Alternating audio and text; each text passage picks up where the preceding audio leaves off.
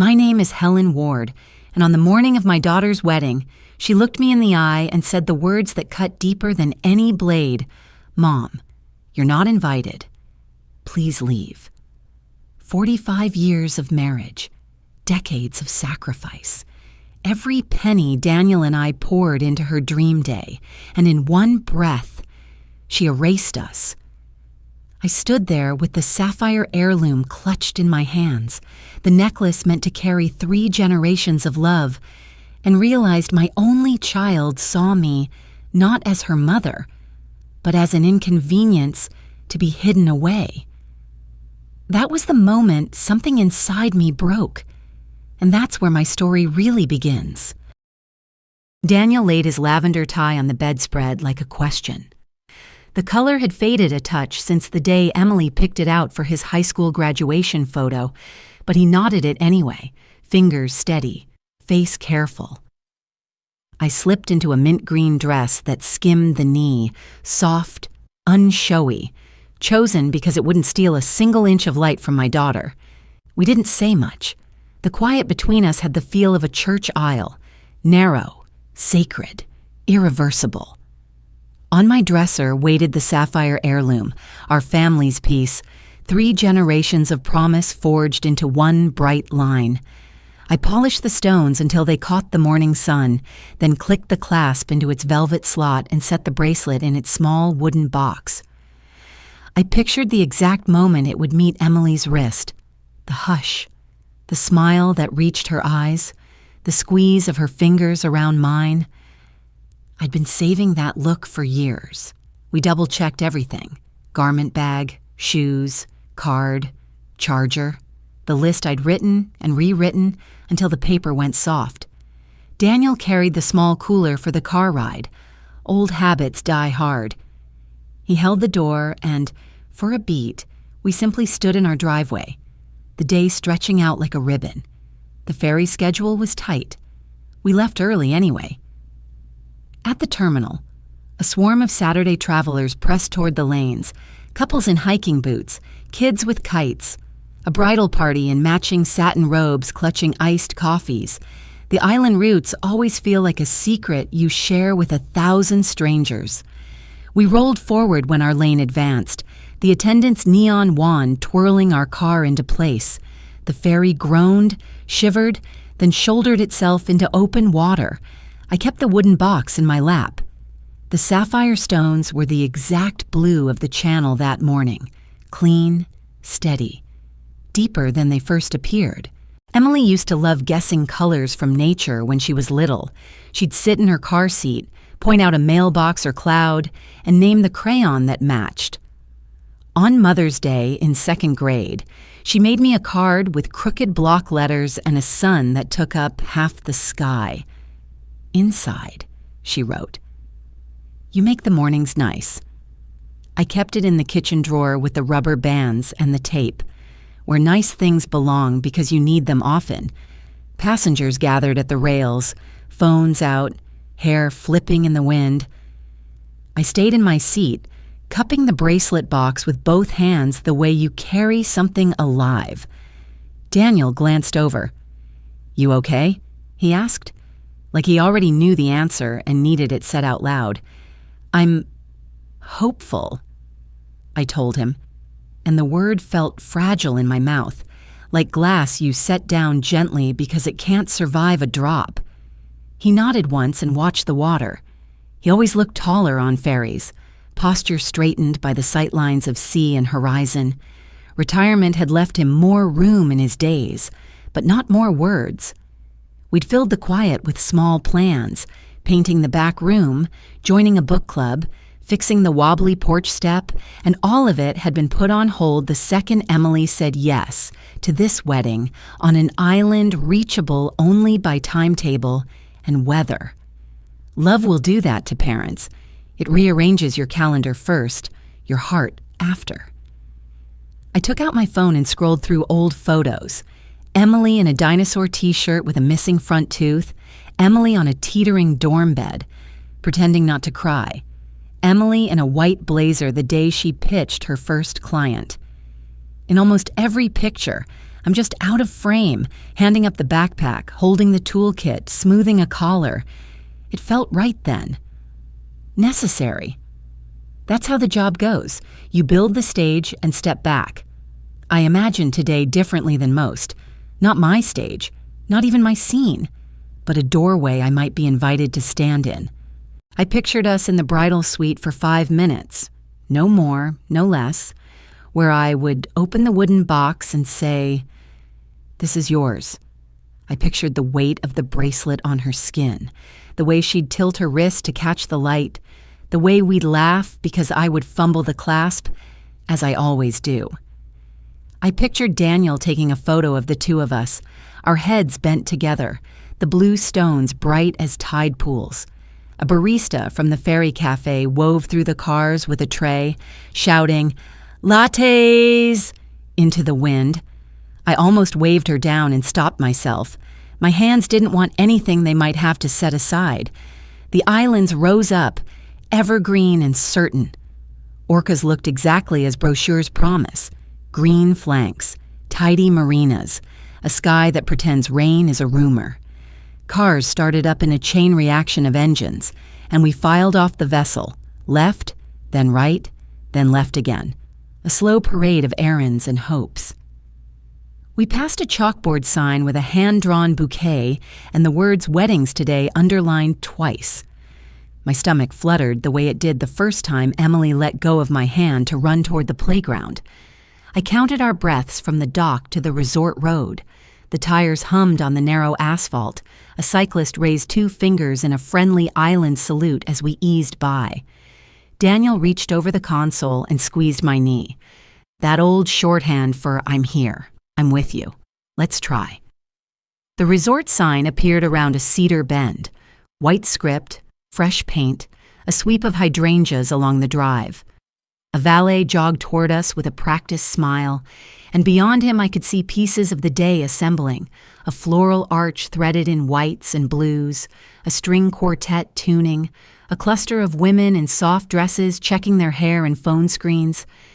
It was all so beautiful, and for a heartbeat I let myself believe beauty and belonging were the same thing. I pressed my palms to the wooden box to feel the thrum of my own pulse, then slid it into my tote, top facing up, as if direction could control fate. "Let's find her," I said, and heard something in my voice that sounded like courage. Or maybe it was the last unbroken part of hope. What I didn't know, as we handed over the keys and stepped into the sunlight, was how fast a day can tip from ceremony to fault line, from promise to proof. I thought I was carrying a gift. I was walking toward a lesson. The wedding planner greeted us with a clipboard smile and brisk efficiency, guiding us through the resort corridors scented faintly of lilies. "Right this way, Mrs. Ward," she said, tapping on a door marked with a hand-lettered sign. "Bride." The door cracked open. Emily stood there, framed in a halo of white and beadwork I didn't recognize. This wasn't the dress we had chosen together at the boutique months ago, when she'd laughed as I tugged a zipper and said, "This one feels like me. Mom." The gown before me shimmered with intricate beading, more extravagant, more expensive, and utterly foreign. She looked stunning, like a magazine cover, but her eyes were ice. I lifted the small wooden box and extended it. My voice softened to hide the tremor. "You'll want this. Your grandmother wore it. I wore it. Now it's yours." Emily didn't even glance at the bracelet.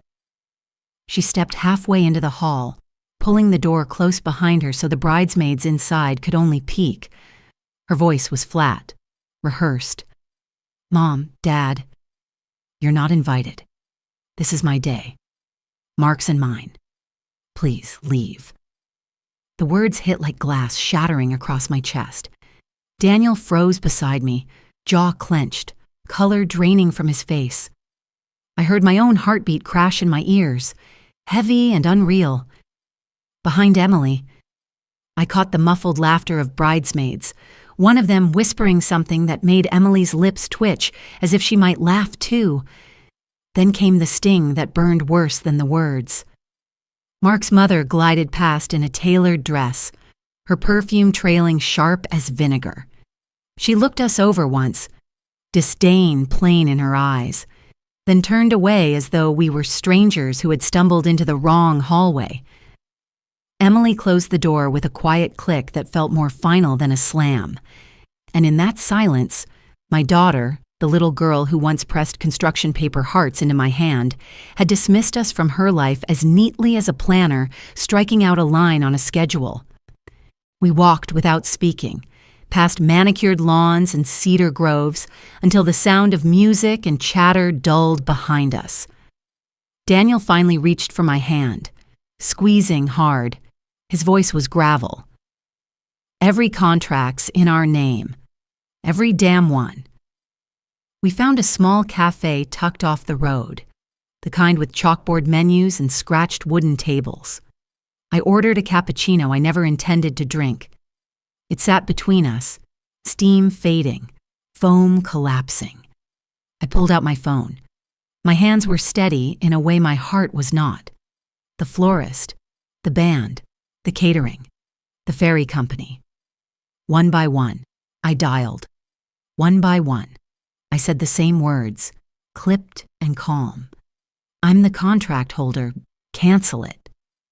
Daniel took his turn, canceling the generators, the guest ferry service. His voice carried the same quiet steel. At first, the cafe hummed on around us, ordinary life moving at ordinary speed. Then the phone began to buzz with messages. A flurry of them, overlapping like hail on a tin roof, guests stranded at the dock, the resort reporting electrical glitches, the caterer pulling out mid-delivery, and then Emily's name lit my screen. Mom, you ruined everything. How could you? You've destroyed the most important day of my life. I stared at the words. For a moment, I waited for the ache to break me open, but it didn't. Instead, something else rose up, sharp, startling, almost clean.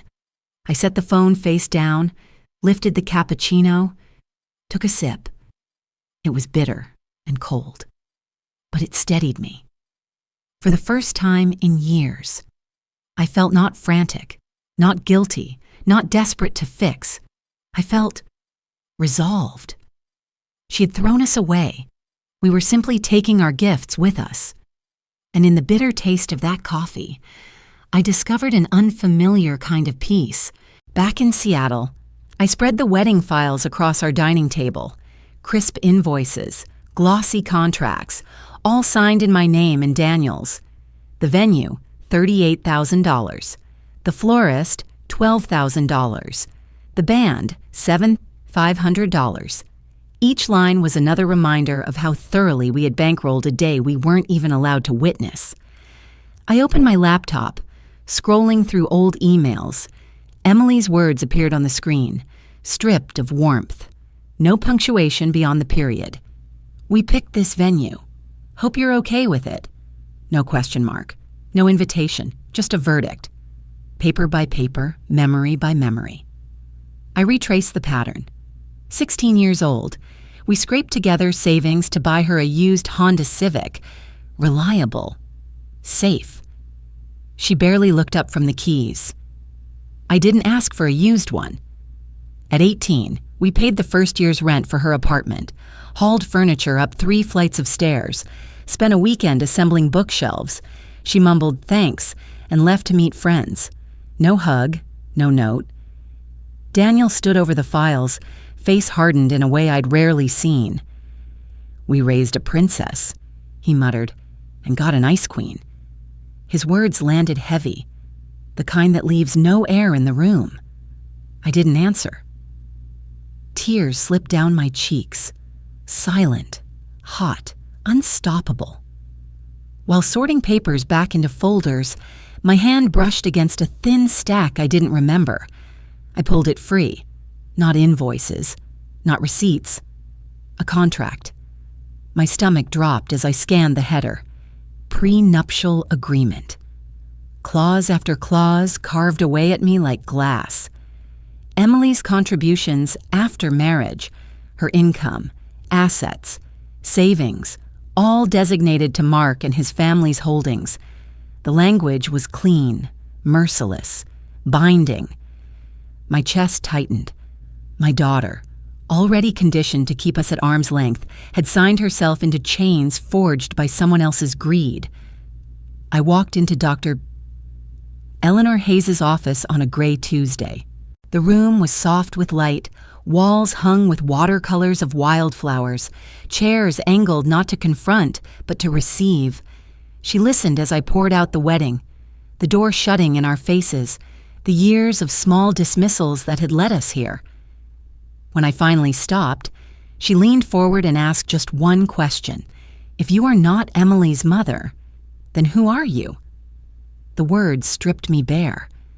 I had no answer. 30 years of existence had collapsed into a single role. Every story I told myself began and ended with Emily. I had forgotten the middle chapters where I was simply Helen. Meanwhile, Daniel pursued his own reckoning.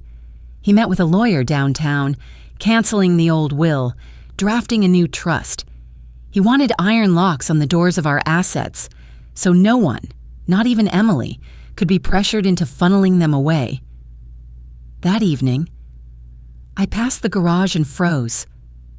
Daniel was bent over his old lathe, hands black with oil, eyes alight. He hadn't touched it in years. It looked like he was carving not just wood, but space for himself, piece by piece.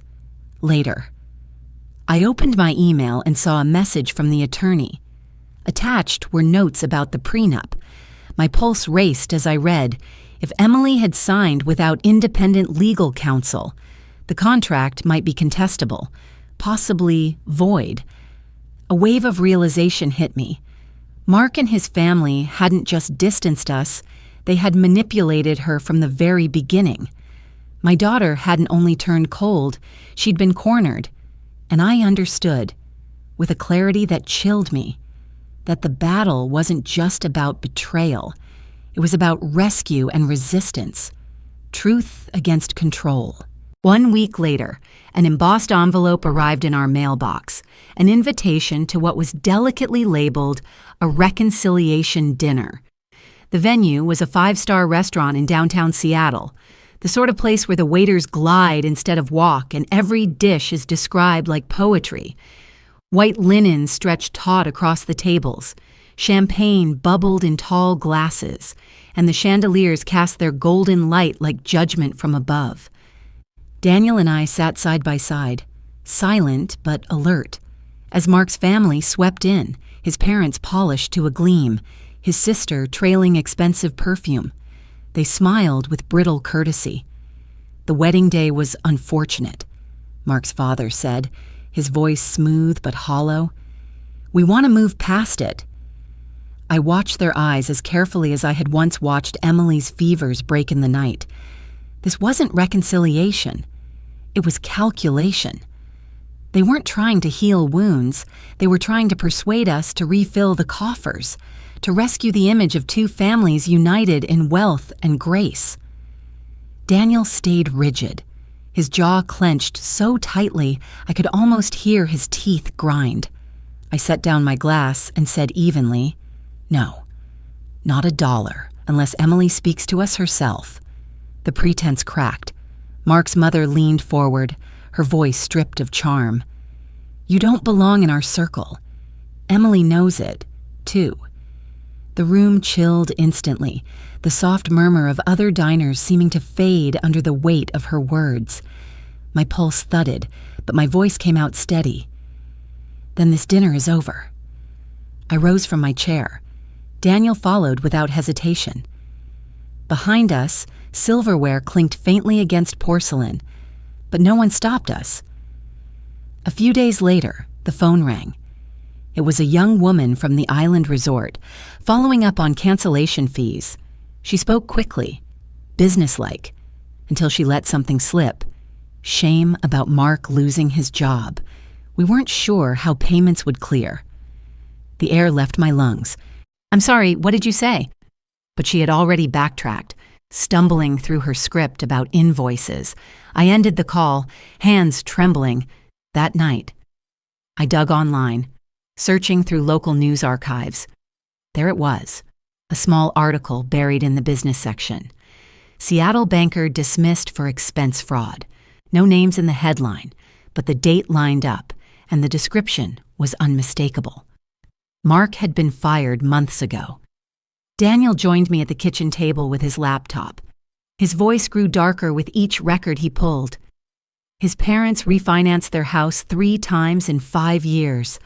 1 notice of default. They've been drowning for years.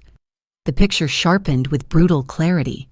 The designer suits, the lavish plans, the air of superiority, all a facade propped up by smoke and desperation. I pulled out the prenuptial agreement again, my fingers shaking as I traced the signature page. Emily had signed without independent counsel, her name alone beside Mark's. Our lawyer's warning rang in my ears. Such a contract could be challenged, even voided. But what kept me awake wasn't the legal loophole. It was the realization that my daughter hadn't walked into marriage carried by love and trust. She had been maneuvered into a performance, a financial strategy, a pawn in someone else's play. And in that moment, the betrayal shifted. It wasn't just Emily shutting a door in my face. It was the slow, deliberate hands of another family closing it around her. 2. Seattle rain has a way of making the night feel endless. Cold drops rattling against the windows, streets glistening like black glass. It was nearly midnight when the pounding started on our front door. At first, I thought it was the storm itself, some branch breaking loose. But then came the frantic rhythm of knuckles against wood, and I knew. When I opened the door, there she was. Emily, my daughter. Her hair plastered to her face, mascara running in dark rivers down her cheeks. Her coat soaked through as if she'd been walking for miles in the downpour. She shivered, her arms wrapped tight around herself. "Mark's gone," she choked, voice splitting like wet paper. He took everything." I blinked, unable to speak. She stumbled inside, dripping water across the entryway. Her words tumbled out in broken gasps. Mark had cleared the closet, taken every suit, every shirt. He drained their joint account, left nothing but overdraft fees. The credit cards were maxed, debt stacked high. And worst of all, a payday loan, thousands at a predatory rate, now hanging over her head like a guillotine. Daniel appeared behind me, his face pale, his hands tightening at his sides. He didn't speak, didn't move, only watched our daughter unravel. Emily collapsed onto the couch, sobbing so hard her shoulders shook. "I'm sorry. Mom, I'm so sorry. I chose him over you. I thought I wanted his world. The dinners, the country club, the perfect image. I thought I was stepping up. But all I did was step away from the only people who ever loved me." Her voice cracked, raw. "And now I've lost everything." For a moment, my heart was a battlefield. The sting of that closed door on her wedding day was still raw, a wound that hadn't even begun to scar. The sound of her saying, "You're not invited," had carved itself into me, a cut deeper than any insult. And yet, here she was, not the polished bride who had dismissed us, but the little girl who once came running into my arms after scraping her knee, tears glistening, trusting that I could fix anything. I knelt beside her, my hand hovering before finally resting on her damp sleeve. Her body trembled beneath my touch. Something inside me cracked, not the old fracture of betrayal, but something softer, breaking open to let light through. I pulled her into my arms. She smelled of rain and salt and despair.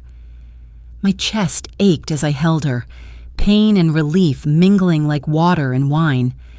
In that embrace, I felt the weight of everything, the years of distance, the sting of rejection, the bitterness of being cast aside. But I also felt the fragile spark of something new. Not absolution. Not yet. But honesty. For the first time in years, Emily wasn't hiding behind perfection or pride. She was bare, broken, real. And for the first time since the wedding, I let myself hope that maybe, just maybe, the pieces could be rebuilt into something stronger. The morning after that storm, the house felt strangely quiet. Emily had cried herself into an exhausted sleep on the couch, her damp coat folded over a chair, her mascara still faintly staining the pillowcase. Daniel and I had stayed awake long into the night, speaking in whispers, circling the same questions. How much could we give, and how much would only break her further? By breakfast, we had our answer. Emily sat across from us at the kitchen table, her hands clasped tightly as though she expected a sentence. The steam from her untouched coffee curled upward, fragile as her voice when she finally said, "What happens now?" Daniel and I exchanged a glance. I took a breath and leaned forward. "Here's what we're willing to do. We'll help you find a lawyer, someone who can negotiate with the lenders. That loan you mentioned last night, the interest rate sounds predatory. You may have more protection than you realize." Emily's eyes flickered with something, hope, or maybe disbelief. I continued, "You can stay here for now, in the guest room, but it comes with conditions. You'll need to start therapy, Emily. Real therapy. You'll also need to meet with a financial counselor, and you'll have to find steady work. No more freelance projects that vanish in a month. Stability matters now." Her brow furrowed, tears already forming. "So, no help? No money?" Daniel's voice was calm, firm. "No cash. No blank checks. We're not here to rescue you anymore. Emily, that's what got us here in the first place, rescuing when you should have been learning to swim." Emily's face crumpled. "You're punishing me."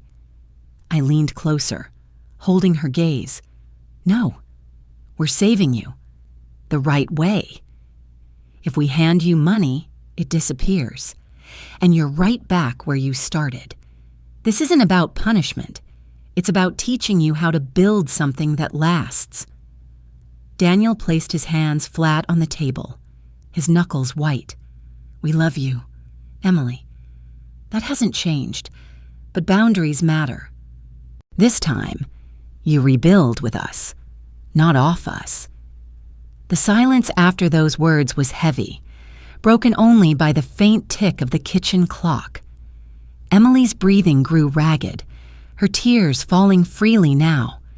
She pushed her chair back as if to leave. For a split second, I thought she would walk out again, vanish into the same pride that had cost her everything. But then, she froze. Her shoulders trembled. Her grip tightened on the chair. Slowly, she lowered herself back into the seat, her chin dipped toward her chest, and with a shaky exhale, she whispered, "I'll try." It wasn't loud. It wasn't confident. But it was real. Something shifted in the room, almost imperceptible. But there. A step had been taken, not toward dependence, but toward responsibility. For the first time since her wedding day, I let myself unclench. This wasn't rescue. This was reset. And for the first time, Emily seemed willing to take the hard road with us instead of standing against us. And that, more than money, more than apologies, was the beginning of change. The air in Tacoma carried the sharpness of late November, crisp enough to sting my cheeks as Daniel and I climbed the narrow stairwell to Emily's apartment. She'd insisted we come for Thanksgiving, her first holiday on her own, in her own place. When the door swung open, Emily stood there, her hair pulled into a loose ponytail, flour dusted faintly across her cheek. She wasn't radiant the way she had been in her wedding dress. She was softer, steadier, real. "Come in," she said, voice shy, almost tentative. The apartment was small, one bedroom with walls still bare, but it felt lived in. A modest couch pushed against the wall, a tiny bookshelf stacked with library finds, a card table set near the window to serve as her dining table. It was nothing like the gilded resort or the banquet halls her in-laws once flaunted. But there was warmth here, the kind that money couldn't counterfeit. The turkey sat in the center, browned unevenly, skin just a little too dry. The stuffing spilled over its dish, and the pumpkin pie bore a wide crack down the middle. Emily blushed as she apologized, but Daniel only grinned. "Smells like Thanksgiving to me." We ate shoulder to shoulder, knees brushing under the cramped table. The food was imperfect, but every bite carried effort, intention, something more nourishing than perfection, honesty. For the first time in years, conversation came without caution. Emily asked about Daniel's workshop, about my book club, about the garden I'd started again. She listened. She laughed. After dinner, as we lingered over coffee, she excused herself for a moment. When she returned, she carried a small envelope, folded neatly and pressed with care. She slid it across the table to me. Inside was a card, handmade. A pressed flower lay flat against the paper, its petals faded but still delicate. In her handwriting, uneven but certain, she had written, "Thank you for not saving me when I needed to learn to save myself. I'm sorry, and I love you." I read it once, then again. The words blurring as my eyes filled. My fingers traced the pressed flower, fragile yet preserved.